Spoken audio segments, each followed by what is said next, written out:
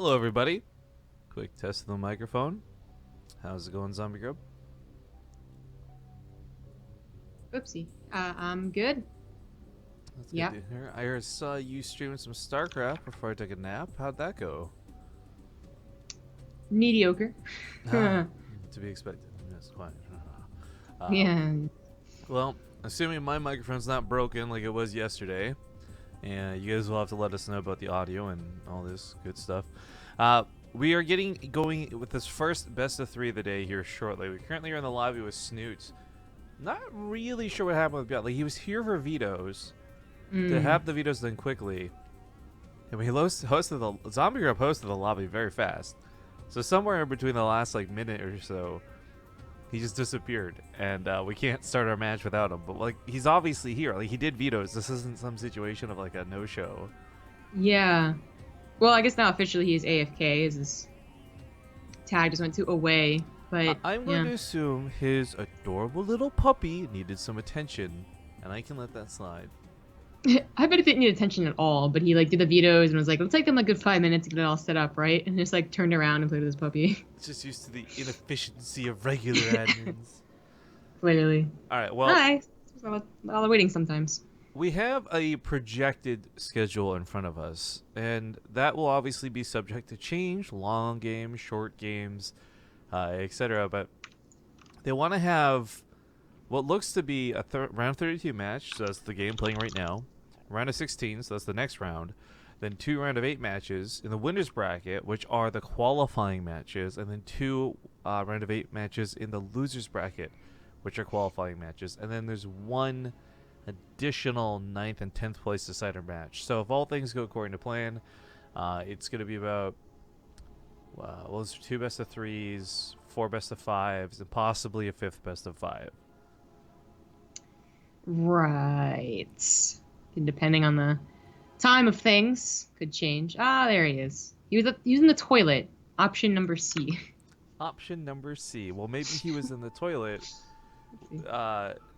Translation problem for trying to say I had to help my dog go to the bathroom. Okay, that's a weird way of saying taking your dog out, but Look, yes. I just really like ByuN's dog, okay? I think it's super cute, and I love when he posts pictures of him. Of small dogs, I guess it is kind of cute.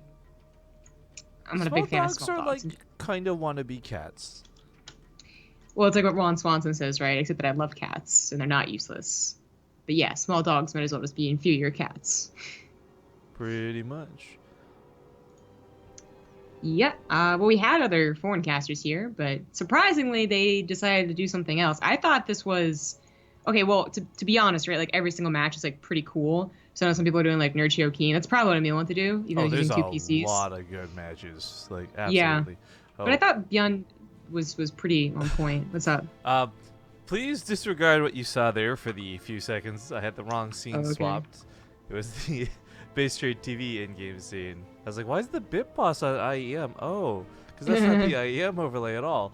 But okay, it's fixed. It's good to go. Good morning and hello. Best of 3 kicking off here for the round of 32. Ooh, let's get the game sounds on too. Starting here in the top left, he is going to be the foreigner coming in, putting his dirty European feet on Korean soil. Ladies and gentlemen, it's Liquid Snute.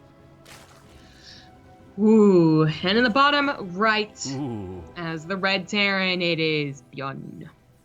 Now, for those who can't tell what we're oohing at, we saw the mini-map. First depot down here always leads to this. And he's also got the favorable spawns being in the bottom right. It's not often that it's going to be a really big deal, but this is the difference of having to put your third barracks up on the high ground versus just preferentially putting it up on the high ground. But yeah, it's the difference of worrying about your add-on and not worrying about your add-on. Although, if they decide to go for, Ravagers, then I guess it's still both ways. Kind of difficult to do. But as far as I remember, oh, man, so Stu, it's kind of like this paradox, right? Well, first of all, I asked if he's going to be ready for a triple Rex Reaper, and he was like, yeah, with ping. He's so ready to go. With ping. I like that. Yeah, it's going to be quite difficult. But what's kind of weird is that Snute, so well known for his Roach Ravager and Fester play, yet I think he's one of the guys that really thinks that Speedlings are the way to go for early Rax Reaper. I remember early on he would actually be the guy to make the Roach War and didn't feel comfortable doing that and just preferred Lings and Speed a lot more. I'm just jaded because I feel like we see a lot more success with the Roach style, but I mean, if it works, it works, and if the Link shut it down, then mission accomplished. Yeah. I feel like the Roach game really puts you in a very specific style of play, which for the Europeans never seems to be a big deal. Like they're going to play Roach Ravager anyways, but it still makes it slower, and honestly, Reapers can still take on handfuls of Ravagers and Roaches, and it's kind of disgusting. But if you do get that surround with Lings, then it is, I think, a bit cleaner of a game. I mean, there actually is like so much discussion still around it between pro gamers, you know, Terran and Zerg, that yeah, it seems to be still preference. And Snute was one of the guys who said that Speedlings feel better. I don't know his exact quote, but that is what he's going to try and do and hold here. Ooh, that double jump with the Queen was kind of nice. A lot of damage going into her with it too. And most importantly, ByuN didn't get too risky with the Reapers. Normally we see people like dive a little too close to the mineral line, sometimes going too far in a creep. So far, well handled. Yeah. Pretty quickly into the command center. It's still building Reapers. Snute has a Spine Crawler that could help, but, you know, unless he takes out a Reaper or two here, that could actually go down.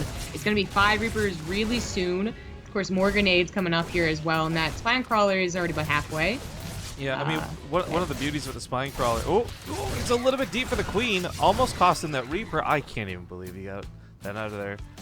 Yeah. But yeah, the Spine Crawler's got an extra base armor to it. So Reapers, their auto attacks, not so strong. But the grenades, just spam them. They don't care about armor. Yeah. But the good news is, well, you know, ByuN didn't lose a Reaper. Snute hasn't lost a Queen. I mean, he lost all of his Lings, you know, and Speedling doesn't really seem to help him that much. But it seems like he's going to be quite confident with a Spine Crawler Queen defense. I mean, this is like a little bit risky, though, because, right, we do still have, it's Odyssey. There is a jump up spot for the Reapers. I guess he has some Lings still waiting at the top, but just not like a ton. So if like all the Reapers hopped up there, it would still be a problem. It's also worth noting ByuN's done the more Korean way of playing Reapers. He went to 9 and then stopped. Moved towards his factory, his stim. I'm actually wondering if he'll even do like a fast third CC or something. But this is something that was not meant to be all in. It's just like I guess the gas heavy opener for Terran nowadays is what it feels like. Especially ByuN. I mean, ByuN has a trademark on Reapers, even if it, you know, is used by everyone at this point in time, different styles, but yeah, especially is the one that decides to open with it and then transfer out. Then he does transfer out pretty quickly into more aggression, so it wasn't that quick third CC, it was just straight up to the factory and the starport. This is something that Snute has already scouted with the Overload, I believe. He saw the tech, basically the add-ons going to the barracks, which tells you enough. If he didn't, then he's just counting numbers. Oh, well, then he just realized there's no more Reapers coming out, because the Overlord still sees the Reaper path across the map. Yeah, I mean, there's something to be said when casters and commentators can guess the 9 Reaper mark. You know the players can. So it's not even just like lucky guesswork. It's probably just experience, if nothing else. Yeah, unless ByuN's gonna be really. Oh, there you go. Whoa! What? It's. Do you see this? No, I'm not getting this glitch. Oh, it just floated there. Its corpse just kind of like got ripped to the sky, and it just floated there. That was eerie.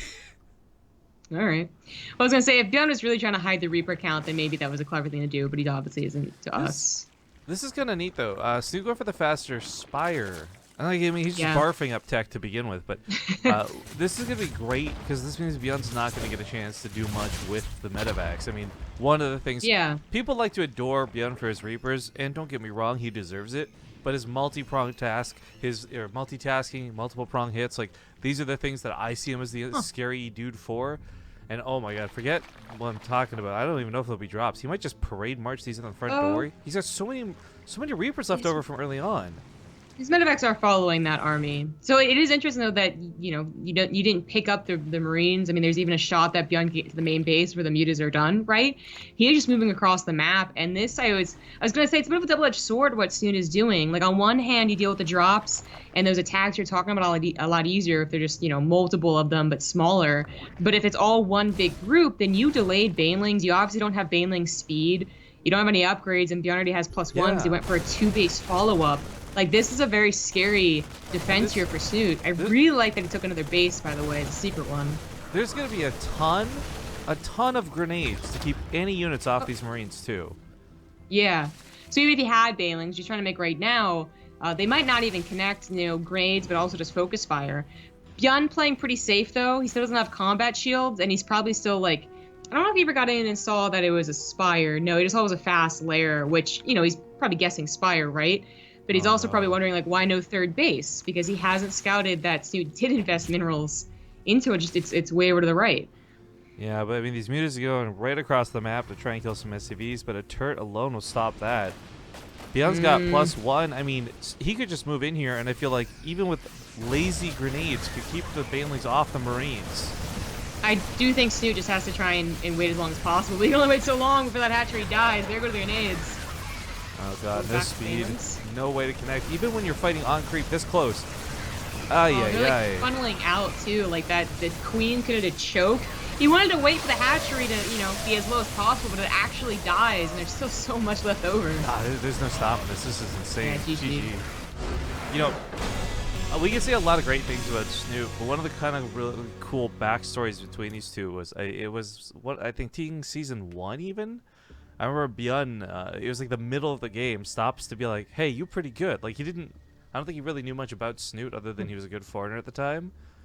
And since then, like, there's definitely this level of respect, right? You're not just playing some random foreigner who got lucky in a bracket. Like this is Snute of all people. Yeah, like he said that you good, you smart.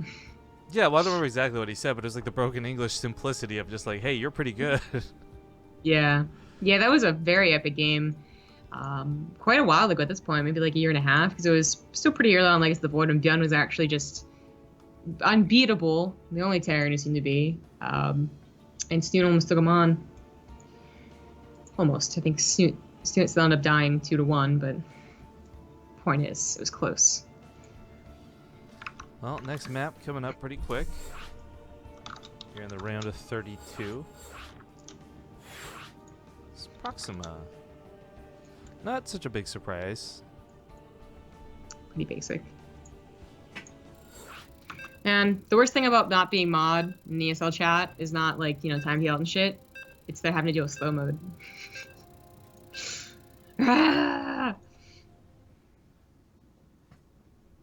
You've been spoiled by base trade TV. It's I time to really live have. outside the bubble. I really have. It was my privilege. Well, folks, we're getting to game number 2. Quick reminder that this is a double elimination bracket, and 10 out of the 32 players will qualify through. So chances for your favorite player to actually get through to Shanghai are pretty high. Pretty Shanghai. Ooh. Spawning here in the bottom left, he's up 1-0. It's the red Terran ByuN. In the top right, as the blue Zerg, it's Liquid Snute.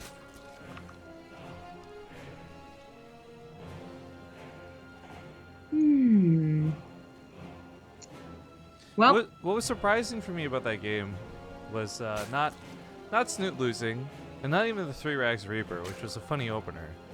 But it was just the power of the follow-up, like the speed of that follow-up. yeah. Well, I think it was definitely a few things. I mean, the 2-base follow-up as opposed to a 3rd CC definitely affected that game. Snute going for a 2-base layer, which I think, if it goes for a 3rd CC, or if ByuN just goes for drops, actually gives Snute that control that he was hoping for with the mutas, but instead it was a big old front push. That could have been a lot different. But it was also just, I think, there really wasn't, I mean, you said the Reaper's opener provides that pressure, and immediate, even like more pressure, but on top of that, there's so many queens, and Snute's really known for, you know, being a queen guy.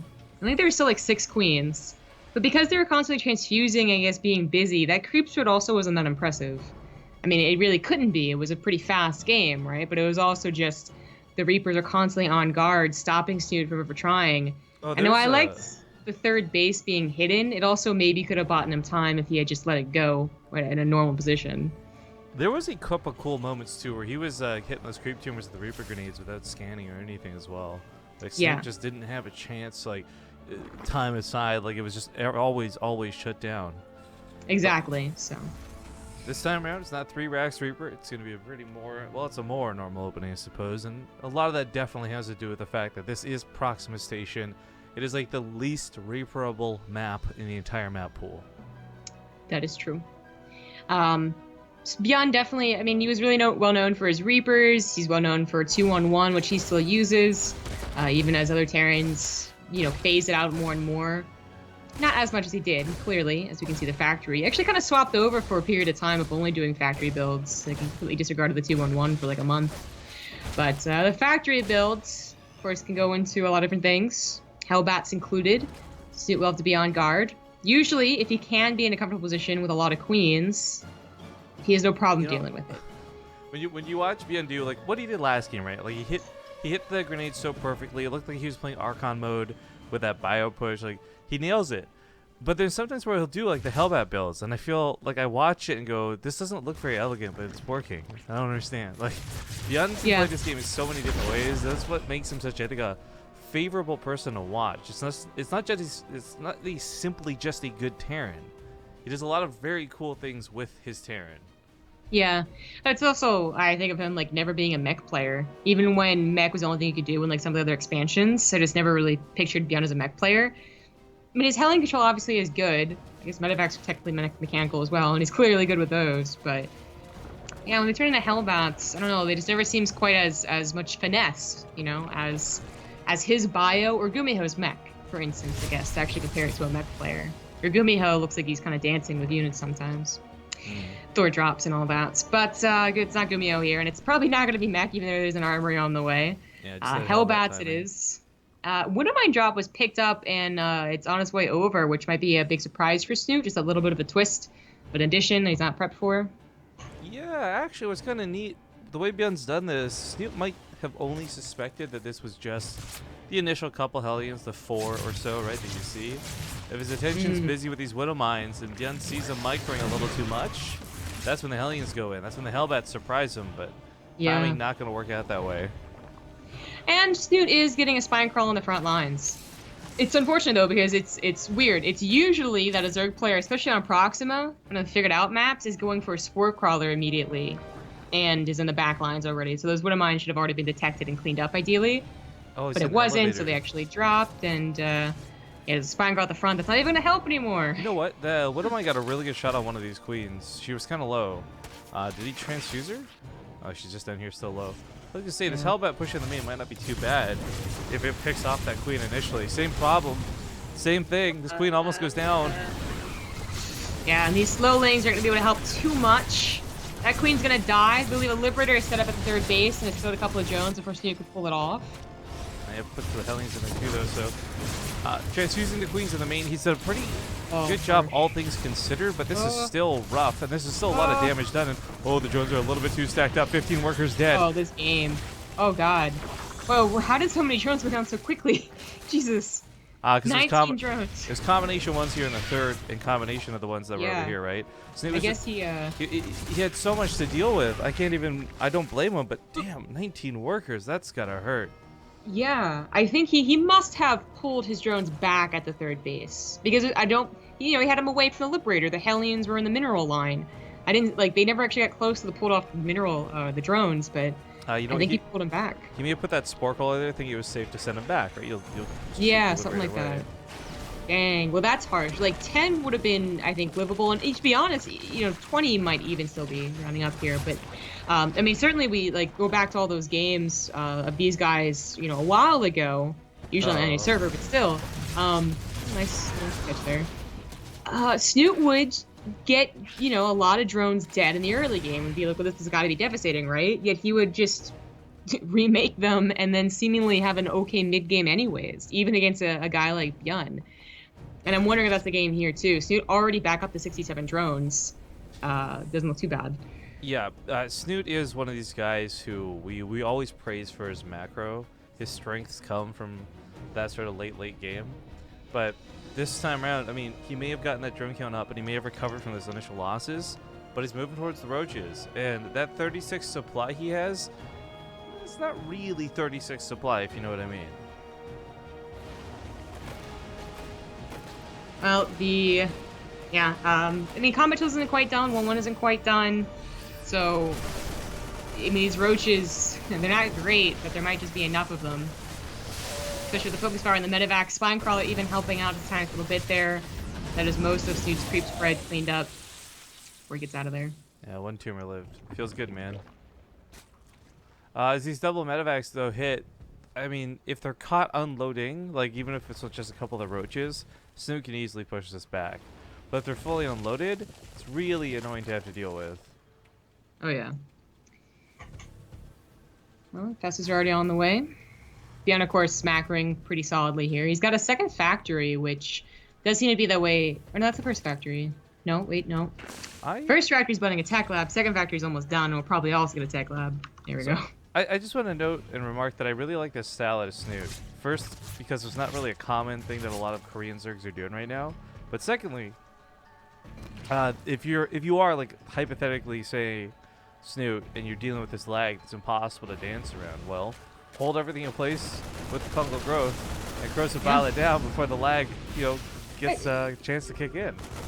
Yeah, I mean, I think I'm not gonna say that like Roach Ravager Infestor has its tricks, and masters of it will look way different than the regular diamond guy. But I do think that is a style that is a little more favorable to a delay or lag or whatever. It's also just of course Snute's like great way to play. So I have a lot of faith that I'll still be getting those fungal hits, first bile hits, and then defending very well. Which so far is doing a decent enough job. Still at a pretty good drone count, although ByuN up 71, surprisingly high on 3 bases. Roach attack once again has to catch these unloading. If they get caught unloaded, then the Roaches end up losing that fight. Marines coming in from the top side too, joining up with their brothers. This not quite gonna kill the hatchery, but it's nothing to stop the medevacs either. Unless the fungal lands. Oh my God, Snute! So sick. Perfect. Well, he didn't need another corrosive bile. That's a little unfortunate. He just didn't have a lot of Ravagers. You didn't really need those other two fungals. Are you 1 health? Are you fucking... Queens? Oh, 1 health. I'd say that. That is crazy. That is not... There's... Zombie up. There's no heckin' way that just happened. Yeah, exactly. Well, that definitely wasn't supposed to happen. And very unfortunate, Snute caught without not just corrosive biles, but also his queens, There was a point that I kind of wanted to mention, but other things happened in the beginning of the game or earlier on in the game where there wasn't creep start between the main and the third base. I think there was like a spore crawler was slowly walking on over. And I was like, that's going to be a big deal. Everything's connected now, but the queens are still clearly a little bit out of position. That's very unfortunate. Such like the Matrix / I'm high thing to say. We're all connected. Everything's connected now. Yeah. It's kind of Zerg, right? Yeah.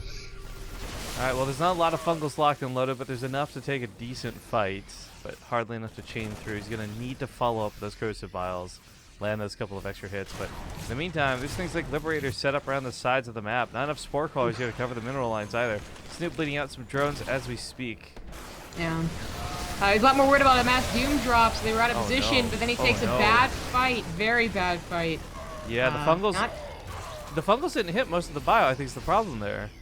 Yeah, it was surprisingly, there was a big enough concave, basically, for ByuN, and it looks like he was the one that, kind of prepped more for the engagement than Snute did, who was probably distracted, still dealing with these Liberators, still losing drones.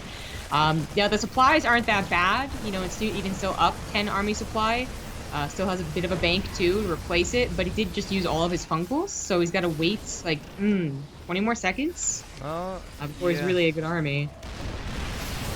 Going to be forced to take the fight. I like the engagement coming from that surround, but the corrosive vial's not going on the tanks. Aiming for the Marines seems like a bit of a mistake.